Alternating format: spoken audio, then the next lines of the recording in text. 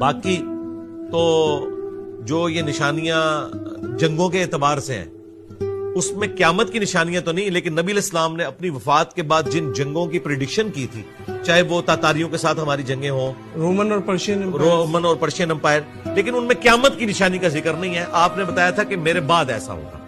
قیامت کی جو نشانیاں پوری ہوئی ہیں نا بڑی بڑی، وہ تو یہی ہیں.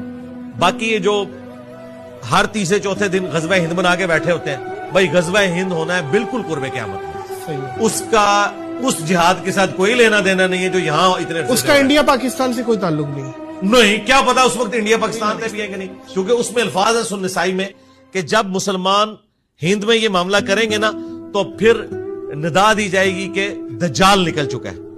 صحیح ہے، ٹھیک ہے. یہ دجال جب نکلے گا نا یہ اس وقت غزوہ ہند ہونا ہے. یہ تو میرے بھائی ہمارے پرانے بزرگ بھی جو سومنات پہ بھی حملے کرتے رہے انہوں نے بھی غزوہ ہند بنایا ہوا تھا. اچھا دجال